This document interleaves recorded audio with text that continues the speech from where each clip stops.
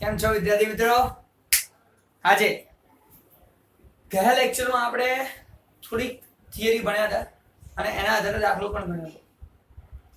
આજે આ ચેપ્ટરની થિયરીનો છેલ્લો દિવસ, ચેપ્ટર 2 સુરેખ સહસંબંધ. આજે એનો છેલ્લો દિવસ થિયરીનો, એટલે કે આટલા બધા લેક્ચર પછી થિયરી પાછી. હા, તમે લોકોએ ઘણા બધા દાખલા ગણ્યા, મેં આપ્યા હતા એ પણ ગણ્યા, મેં ગણાયા હતા એ પણ તમે ગણ્યા. જેણે આ બધા દાખલા ગણ્યા હોય ને તો ખાલી ગણવા ખાતર ગણ્યા હોય એવું નહીં, એને સમજ્યા હોય કે આને જવાબ આવે છે, આ દાખલો ઈઝી પડે છે, આ દાખલો હાર્ડ પડે છે, ગણો એ બધી રીતે આપણે ગણ્યું હોય, બધું સમજ્યા હોઈએ તો તમે આ થિયરી બહુ જ સારી રીતે સમજી શકશો. અને માટે દર વખતે મારી આદત છે એક કે હંમેશા આ 3 રીતો ભણાયા પછી એ બધા દાખલાઓ તમે ગણી લો, પ્રેક્ટિસ થઈ જાય પછી આ થિયરી સમજવાની વધારે મજા આવે. અને એટલે આપણે અહીંયા હવે ભણીએ છીએ બધી રીતોના દાખલા ગણ્યા પછી. જોઈએ એક એક કરીને, અને અમુક વસ્તુ તો તમે દાખલાની જોડે જોડે ભણતા ગયા. જોઈએ, શરૂ કરું છું અહીંયા પહેલેથી. સમજો, વિકર્ણ આકૃતિની રીત. બીજી હતી આપણી કાર્લ પિયર્સનની રીત, ત્રીજી હતી સ્પીયરમેનની રીત. હવે કોઈ પણ વ્યક્તિ પણ હોય ને તેના ગુણ હોય અને સામે મર્યાદા હોય છે. બધામાં ખાલી ગુણ ભરેલા હોય એવું ના હોય, ગુણ હોય અને મર્યાદા હોય. એ ત્યાં બધી રીતોમાં ગુણ બી છે અને મર્યાદા બી છે. તો બધાના ગુણ મર્યાદા, ગુણ મર્યાદા, ગુણ અને મર્યાદા, આજે બધી રીતોના ગુણ અને મર્યાદા શીખવાના છે. શરૂઆત કરીશ પહેલા વિકર્ણ આકૃતિથી. સર, વિકર્ણ આકૃતિમાં શું છે તો સમજજો ધ્યાનથી. એના ફાયદા, ગુણ. એમાં ગુણ શું છે? પહેલું, સરળ રીત છે. સાહેબ સહેલી જ છે ને, કેટલી સરળતાથી ખબર પડી જાય. આકૃતિ દોરો એટલે ખબર પડી જાય કે કયા પ્રકારનો સંબંધ છે, શું છે. ઘણું સહેલું, કારણ કે 8, 9, 10 માં બધું કરીને જ આવ્યા છો, 11 માં દોરીને આવ્યા, તો બધામાં તમે આકૃતિ દોરીને આવ્યા એટલે એકદમ સરળ રીત છે. એનો ગુણ છે, એકદમ સરળ. તો પહેલો ગુણ સરળ રીત છે. આજે ચોપડીની અંદરથી તમારે ડિટેલમાં લખવાનું છે હોમવર્કમાં. આ ટૂંકમાં લખ્યું છે એ સમજવા માટે, જેથી તમને સરળતાથી ખબર પડે. તમે પોતે સમજવા માંગતો હોય સરળ ટૂંકમાં લખીને રાખો, સમજવા એ જુદી વસ્તુ છે, પણ એક્ઝામમાં લખવા માટે ડિટેલમાં જ લખવાનું છે.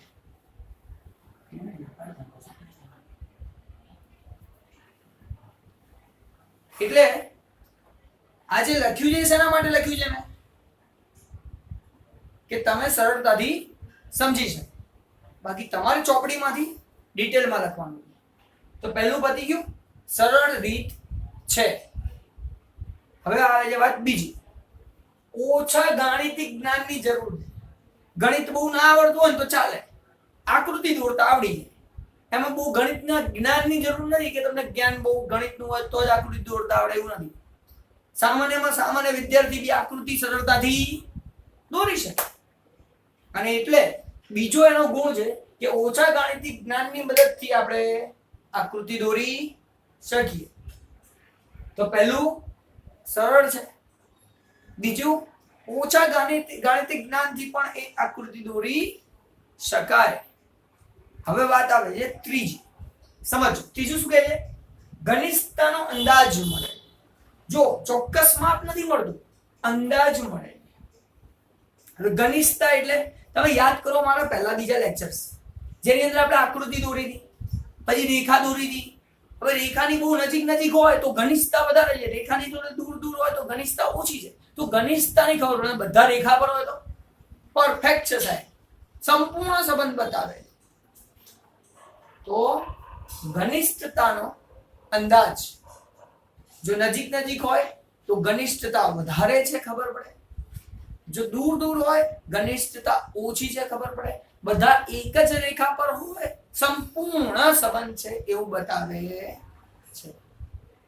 અને એટલે આકૃતિ જોઈને જ ખબર પડી જાય, એ એનો ગુણ છે. તો પહેલું સરળ છે, બીજું ઓછા ગાણિતિક જ્ઞાનમાં ચાલી જાય, અને ઘનિષ્ઠતાનો અંદાજ મળે છે. ચોથાની વાત કરીએ સાહેબ, આપણને ચોથું શું કહે છે? સુરેખ સંબંધ છે કે નહીં?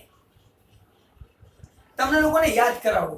મેં અહીંયા આકૃતિઓ દોરી દીધી, 4-5 આકૃતિઓ દોરી દીધી. પછી એક લાઈનમાં બધા બિંદુઓ આવી જાય એવો ટ્રાય કર્યો, પણ 4 આકૃતિમાં આવી ગયા હતા. અમુક આજુબાજુમાં, અમુક એક લાઈનમાં, પણ 5મી આકૃતિમાં એક લાઈનમાં નહોતા આવતા. તો જે એક લાઈનમાં આવતા હતા કે આજુબાજુમાં આવતા હતા, ત્યાં આપણે કીધું હતું કે આ સુરેખ સંબંધ છે એવું બતાવે છે. એ સુરેખ સંબંધ છે એવું આપણને બતાવે. પણ ઓલું જ્યાં આકૃતિમાં એક રેખામાં બધા બિંદુઓ નહોતા આવતા ત્યાં સુરેખ સંબંધ નથી, એટલે r બરાબર 0 થાય. આવું આપણે પહેલા 2 લેક્ચરમાં શીખ્યા છીએ. તો એ શું છે? આકૃતિનો ગુણ છે કે આકૃતિથી જોઈને જ ખબર પડી જાય કે એની વચ્ચે સુરેખ સંબંધ છે કે નથી. અને છેલ્લું અને એકદમ સહેલું, છેલ્લું અને સહેલું, જો અંતિમ પ્રાપ્તાંકો હોય તો પણ ચાલે. તમે કહો સાહેબ અંતિમ પ્રાપ્તાંકો હોય એટલે કે બહુ મોટા કે બહુ નાના પ્રાપ્તાંકો ખાલી આપ્યા હોય ને પહેલા અને છેલ્લા, તો આમ લીટી દોરો ને એટલે ખબર પડી આ કયા પ્રકારનો ઢાળ બતાવે છે. વચ્ચેના પ્રાપ્તાંકો અમુક આપણી જોડે ના હોય, 2-3 પ્રાપ્તાંકો ખોવાઈ ગયેલા હોય, અવેલેબલ જ ના હોય, ત્યારે શું કરવાનું? તો આકૃતિ દોરો ને ખબર પડી જાય, અંદાજ તો મળી જ જાય. આમાં ના ચાલે. આમાં આવા અંતિમ પ્રાપ્તાંકો ના હોય કે વચ્ચેના અમુક પ્રાપ્તાંકો ના હોય, ખાલી અંતિમ જ આપ્યા હોય તો દાખલો ગણી શકાય નહીં. આમાં બધા પ્રાપ્તાંકોની જરૂર પડે, ખોવાઈ જાય કશું ના ચાલે. અહીંયા ચાલે. તો એ પણ એનો ગુણ છે કે ઓછી માહિતીમાં પણ ખબર પડી જાય કે કયા પ્રકારનો ઢાળ જાય છે, કયા પ્રકારનો એ બંને વચ્ચે સંબંધ છે, એ આપણને બહુ જ સરળતાથી ખબર પડે છે. તો એનો ગુણ છે. તો ફરીથી એના 5 ગુણ. એક તો સરળ છે, રીત એકદમ સરળ, ગાણિતિક જ્ઞાન બહુ ના હોય તો ચાલે, ઘનિષ્ઠતાનો અંદાજ મળી જાય છે. જો ચોક્કસ માપ નથી મળતું પણ અંદાજ મળી જાય છે. સુરેખ સંબંધ છે કે નહીં આકૃતિથી ખબર પડી જાય છે. અને છેલ્લું અંતિમ પ્રાપ્તાંકો ખાલી આપ્યા હોય તો પણ આપણને ખબર પડી જાય કે કયા પ્રકારનો સંબંધ બતાવે છે. એટલે અહીંયા 5 એના ગુણ છે. મર્યાદા એક જ છે અને જે આપણે બધાને ખબર જ છે. સાહેબ ઘનિષ્ઠતાનો અંદાજ મળે છે, ચોક્કસ માપ મળતું નથી, એ એનો મર્યાદા છે. એની કિંમત કેટલી કિંમત? એ ચોક્કસ કિંમત મળતી નથી અને એ જ એની શું છે? મર્યાદા. ચાલો આ તો ભણી ગયા હતા પણ એક સાથે બધી થિયરીની કમ્પેરિઝન નથી ભણ્યા. આજે આખી કમ્પેરિઝન, આખા ચેપ્ટરની કમ્પેરિઝન તમને ક્લિયર, એ આજે શીખવાનું. તો અહીંયા ચોક્કસ માપ મેળવી શકાતું નથી. તો આ થઈ ગયું આપણું વિકર્ણ આકૃતિના ગુણ અને મર્યાદાની વાત. તો ગુણ 5 છે, મર્યાદા 1 જ છે. હવે સમજો બીજી વાત ખાસ. આ મર્યાદાને દૂર કરવા માટે આ કાર્લ પિયર્સન માર્કેટમાં બજારમાં ભાઈ વિકર્ણ આકૃતિમાં મર્યાદા છે. હું તમને રીત બતાવું છું, કાર્લ પિયર્સને કીધું રીત બતાવું છું, એવી રીત બતાવું જેમાં ચોક્કસ માપ મળે બે વચ્ચે. પણ એને પાછી શરત મૂકી, ચોક્કસ માપ મેળવવું હોય અને એના આધારે જો નિર્ણયો લેવા હોય તો મારી એક શરત છે. એને કીધું ભાઈ કઈ શરત? તો કે 2 શરત, આ 2 ધારણાઓ એ મારી શરત. જો આવું હોય તો અને તો જ એ માપ ચોક્કસ મળશે અને એના આધારે ધારણાઓ કરી શકાશે. અને જો આવું ના હોય તો ચોક્કસ ધારણા કરી શકાશે નહીં, ચોક્કસ માપ મેળવી શકાશે નહીં. અને એવું એને કીધું. તો એને શું કર્યું? એને કીધું ભાઈ પહેલી કન્ડિશન, સુરેખ સંબંધ છે, 2 અવલોકનો વચ્ચે સુરેખ સંબંધ હોવો જરૂરી છે. જો સુરેખ સંબંધ ના હોય તો કાર્લ પિયર્સનની રીતનો ઉપયોગ થઈ શકે નહીં. અને જો તોય કરો, ના મારે તો કરવું જ છે તો કરો, પણ ચોક્કસ માપ જે મળશે એનાથી ધારણા થઈ શકે નહીં. બીજું, બંને વચ્ચે કાર્ય અને કારણનો સંબંધ છે. એકના કારણે બીજામાં ફેરફાર થાય છે એવો સંબંધ છે. તો આ બે પરિસ્થિતિ હોવી જરૂરી છે. સુરેખ સંબંધ બી હોવો જોઈએ અને કાર્ય કારણનો સંબંધ બી હોવો જોઈએ. જો આ ધારણા એટલે કે આવું હોય તો અને તો જ કાર્લ પિયર્સનની રીતનો ઉપયોગ થાય, નહીં તો કાર્લ પિયર્સનની રીતનો ઉપયોગ થઈ શકે નહીં. એ જ તો એની ધારણા છે. હવે વાત આવે છે આગળ, બીજું સમજીએ એના ગુણ. 3 ગુણ અને 3 મર્યાદા. હવે વાત કરીએ છે, સમજો ધ્યાનથી ગુણની. તો પહેલા જ મેં કીધું આની મર્યાદા દૂર કરવા માટે આ માર્કેટમાં તો અહીંયા ચોક્કસ માપ મળતું નથી, તો અહીંયા ચોક્કસ માપ મળે છે. એ એનો ગુણ છે. જો ઘનિષ્ઠતાનું માપ મળે છે, અહીંયા ઘનિષ્ઠતાનું ચોક્કસ માપ મળતું નથી અને અહીંયા ઘનિષ્ઠતાનું ચોક્કસ માપ મળે છે. ફરી કહું છું, ચોપડીમાંથી ડિટેલમાં લખજો. આ ટૂંકમાં લખેલી વાતો છે. ચોપડીમાં ડિટેલમાં આપેલું છે, એમાંથી જોરદાર લખવામાં, યાદ રાખવા માટે છે. ચોપડીમાંથી એક્ઝામમાં લખવા માટે છે. એક્ઝામમાં પૂરા માર્ક્સ જોઈએ તો આખું વાક્ય બનાવીને લખવાનું. ચલો બીજી વાત કરીએ. સૌથી પ્રચલિત છે આ કાર્લ પિયર્સનની રીત, સૌથી પ્રચલિત રીત છે. 1 માર્કનો પ્રશ્ન તમારી બોર્ડની એક્ઝામમાં પૂછાઈ શકે છે. 1 જ માર્કનો પ્રશ્ન. સહસંબંધાંક શોધવાની પ્રચલિત રીતનું નામ લખો. કાર્લ પિયર્સનની રીત સૌથી પ્રચલિત રીત છે. અમુક વાર તો એવું બી નહીં, અમુક વાર શું કહેશે ખબર છે, 5 માર્કના દાખલામાં કહેશે પ્રચલિત રીતે દાખલો ગણો. કીધું જ ના હોય સ્પીયરમેન કરો કે કાર્લ પિયર્સન કરો. તમને ખબર પડવી જોઈએ. પ્રચલિત રીત કીધી એટલે કાર્લ પિયર્સનની રીતે દાખલો ગણી નાખો. તો પ્રચલિત રીતે દાખલો ગણવાનું કે તો એનો ગુણ છે કે કાર્લ પિયર્સનની રીત પ્રચલિત રીત છે, એની રીતે દાખલો ગણી શકાય. તો પહેલો ગુણ, ઘનિષ્ઠતાનું માપ મળે છે, ચોક્કસ માપ મેળવી શકાય છે, સૌથી પ્રચલિત છે. અને ત્રીજું એ માપની જ વાત કરે છે. ઘનિષ્ઠતા સંખ્યામાં દર્શાવે. તો સંખ્યામાં જો માપ મળે છે એટલે શું હોય, સંખ્યામાં જો 0.25 0.35 પણ એકાદો આપણો પોઈન્ટ વધી ગયો લખવા માટે, ચોપડીમાં આલેલું છે. પણ એમાં થોડુંક કોન્સેપ્ટ શું છે ધ્યાનથી સમજો.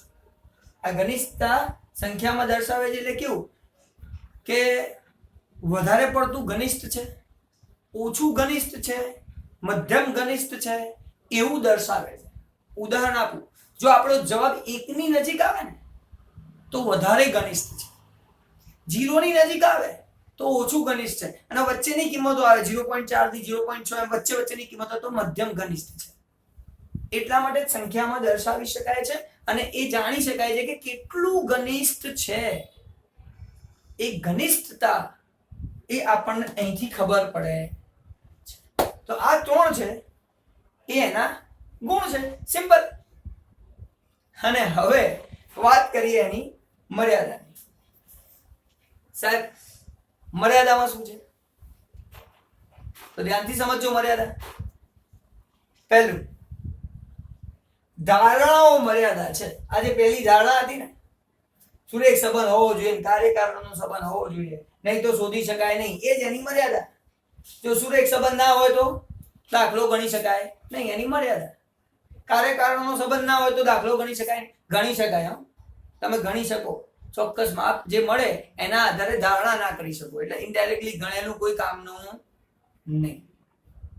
એટલા માટે ધારણાઓ એ એની મર્યાદા છે. ચોપડીની ડિટેલમાં આપેલું કે આવું હોય તો ગણી શકાય નહીં, માટે એની મર્યાદા છે. ટૂંકમાં ધારણા એની મર્યાદા છે. બીજી વાત કરું, મોટા અને નાના અવલોકનોની અસર થાય છે. બહુ મોટા અથવા બહુ નાના એ અવલોકનોની આ કાર્લ પિયર્સનની રીતે જ્યારે તમે દાખલો કરતા હો ત્યારે એના જવાબ ઉપર બહુ મોટી અસર થાય છે. મોટા અને નાના અવલોકનોની એના જવાબ ઉપર બહુ મોટી અસર થાય છે. કેવી રીતે? કેવી રીતે બહુ મોટી અસર થાય છે સમજજો ધ્યાનથી. ઉદાહરણથી સમજીએ. ધારો કે તમને એવું કીધું હોય કે x ની કિંમત 1 2 3 4 5 6 છે, y ની કિંમત 2 4 6 8 10 છે.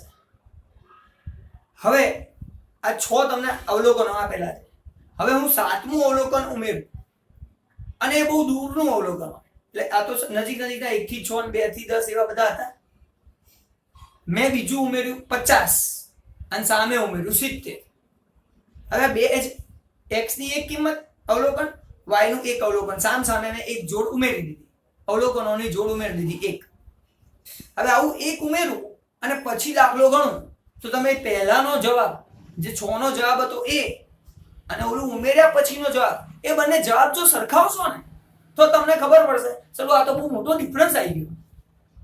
તો એની મર્યાદા છે. ચાલો એક જ અવલોકનોને કારણે આખા જવાબમાં તફાવત, એ શું કહેવાય? એની મર્યાદા કહેવાય. એવું તો ના થવું જોઈએ. છોકરો બધામાં સારા માર્ક્સ લાવે, એક વિષયમાં ચાલુ ફેલ થાય તો શું એ ખરાબ જ છે? કોઈ કારણ હોય કદાચ ફેલ થવાનું, અથવા તો ઓછા માર્ક્સ આવે, કોઈ કારણ હોય ઓછા માર્ક્સનું, અને એ વખતે મોટા અને નાના અવલોકનોની અસર થાય છે. કાર્લ પિયર્સનની રીતમાં એની અસર થાય છે અને એટલા માટે એ એની મર્યાદા છે. તો પહેલું ધારણાઓ મર્યાદા છે, એટલે આ જે ધારણા હતી એની એક મર્યાદા. બીજું મોટા અને નાના અવલોકનોની એની પર બહુ અસર થાય છે, બહુ મોટા અને બહુ નાના અવલોકનોની એની પર બહુ અસર થાય છે. મધ્યમ અવલોકનોની કોઈ અસર નથી થતી અને એ પણ એની શું છે? મર્યાદા છે. ત્રીજી મર્યાદાની વાત કરીએ તો સાહેબ ત્રીજી મર્યાદા સાવચેતીથી અર્થઘટન કરવું જોઈએ. હવે એક વાત કહું છું, આજે સાવચેતીની વાત કરીને આ મર્યાદા છે હું નથી માનતો.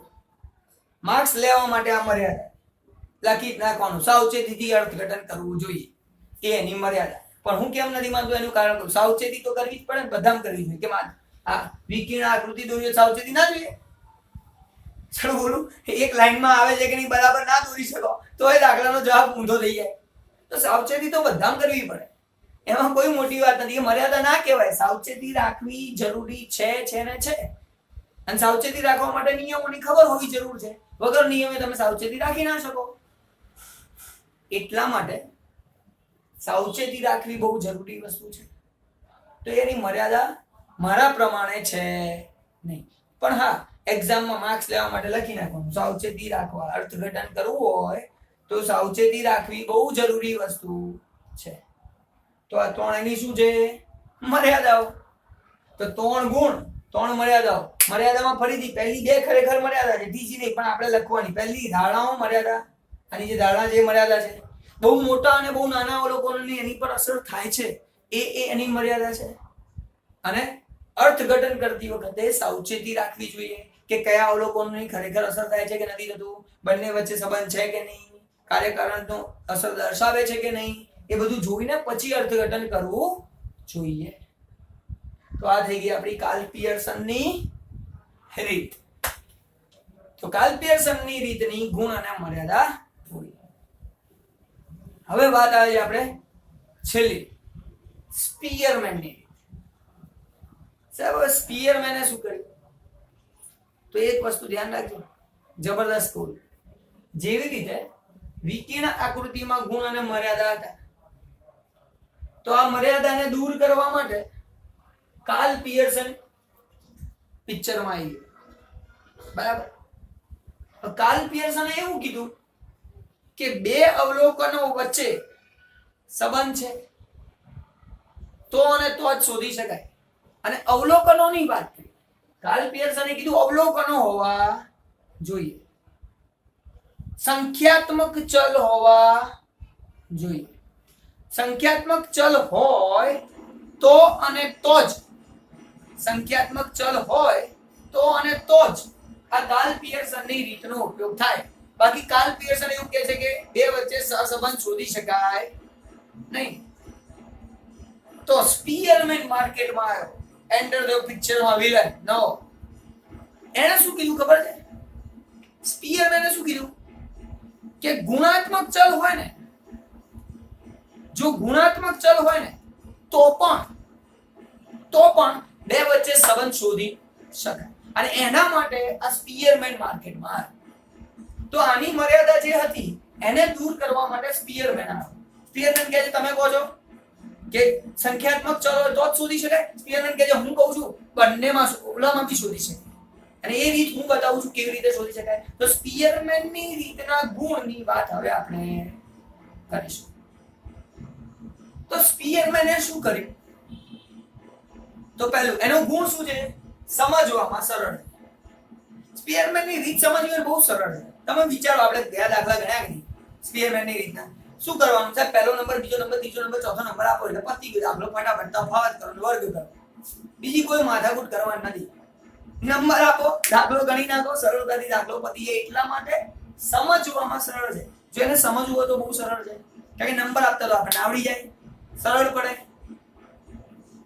બીજું ગણતરી સહેલી છે. સાહેબ ગણતરીમાં બી સહેલું.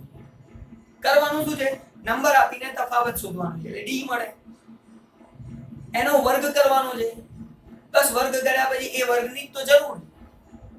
એટલે ગણતરી કરવી હોય તો એની ગણતરી પણ બહુ જ સહેલી છે, સખત સહેલી છે.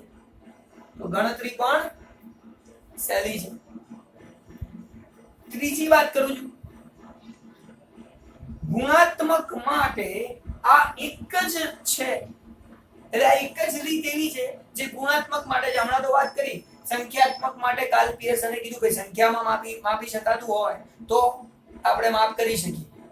અને સ્પીયરમેને શું કીધું? ગુણાત્મક હોય તો આપણી રીત ચાલશે. તો ગુણાત્મક ચલ માટેની આ એક જ રીત છે.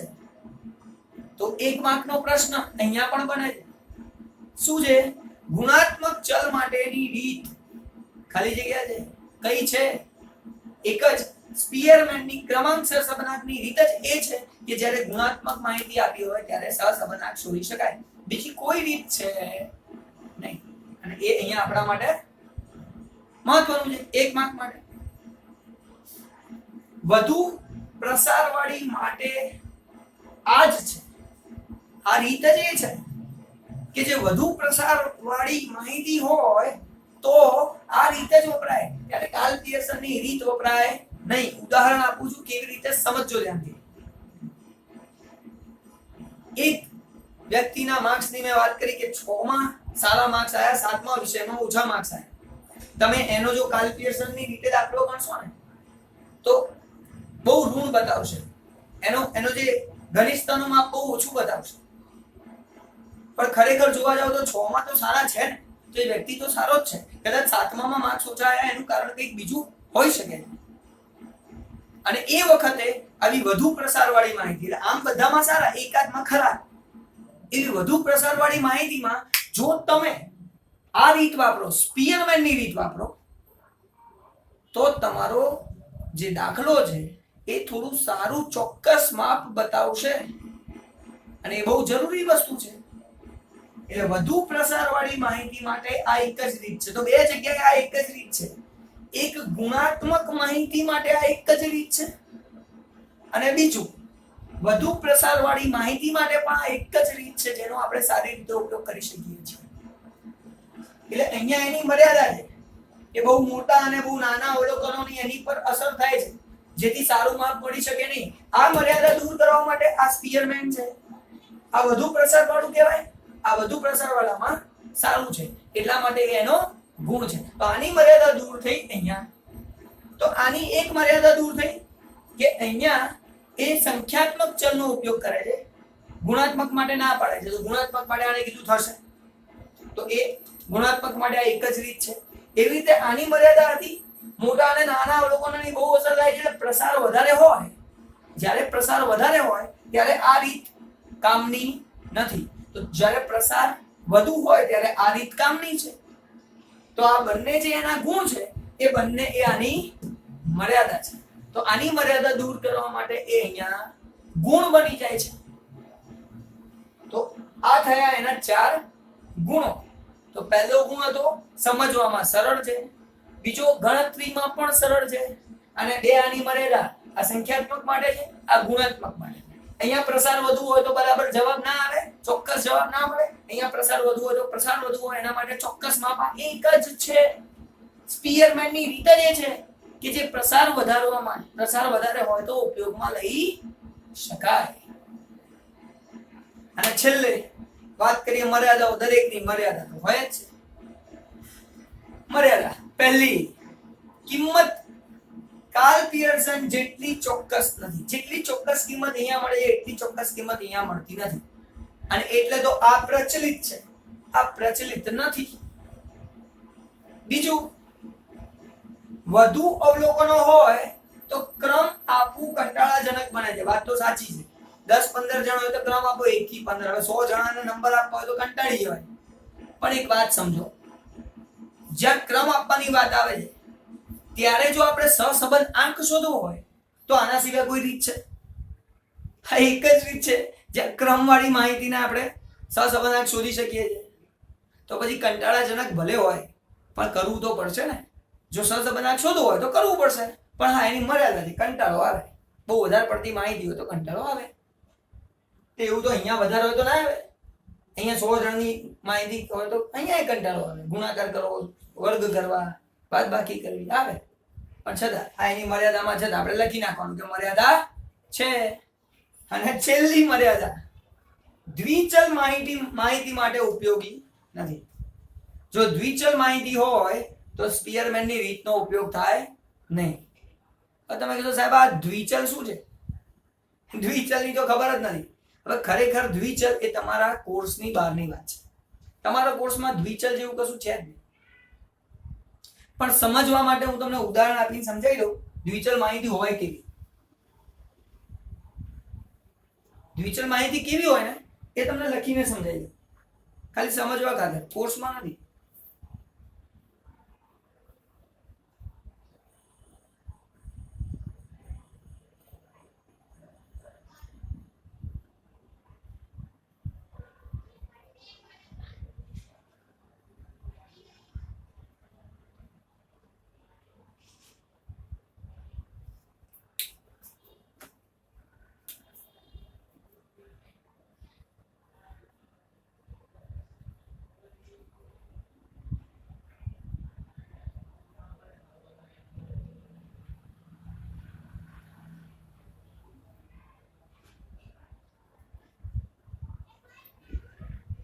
થઈ ગઈ દ્વિચલ માહિતી. સમજો ધ્યાનથી. આ વાય છે 0 થી 10, 10 થી 20, 20 થી 30 અને કુલ. અહીંયા x છે 1 અને 2 અને કુલ. 0 થી 10 ની વચ્ચે આવતા હોય અને y 0 થી 10 હોય અને x 1 હોય એવા અવલોકનો 2. 10 થી 20 હોય અને 1 હોય એવા અવલોકનો 1. એટલે દ્વિચલ, બે ચલોની માહિતી વાળી વસ્તુઓ, બે ચલોની માહિતી વાળા અવલોકનો, એવી માહિતી આપેલી છે. અને અહીંયા ક્રમ આપવા હોય તો ક્રમ શક્ય નથી. પણ આની અંદર કાર્લ પિયર્સનની રીત કરવી હોય એકદમ સહેલી છે. પણ એ તમારા કોર્સમાં નથી. ભવિષ્યમાં તમે બીકોમ કરો, બીબીએ કરો, બીસીએ કરો, કાં તો સીએ, સીએસ, આઈસીડબ્લ્યુ કરો. એ વખતે તમને આ દાખલાઓ ડિટેલમાં પૂછાશે, 100% પૂછાશે, બરાબર, અને સહેલા છે. આપણા કોર્સમાં આ વસ્તુ છે નહીં. પણ આપણે શું યાદ રાખવાનું છે? આવી દ્વિચલ માહિતી માટે સ્પીયરમેનની રીત ઉપયોગી નથી. બસ આપણું કામ ખાલી આટલું જ છે, સમજવા માટે. એટલે અહીંયા આજે છેલ્લો દિવસ આપણો પૂરો થઈ ગયો આપણા થિયરીનો. તો ચેપ્ટર નંબર 2 ની 100% 100% theory puri. Thank you very much. મળીએ જે આવતા લેક્ચરમાં નાના સૂત્રો, નાના દાખલાઓ સાથે. આ વખતે હવે જે દાખલા ગણવાના છે એ બધા નાના દાખલાઓ. Thank you very much. By.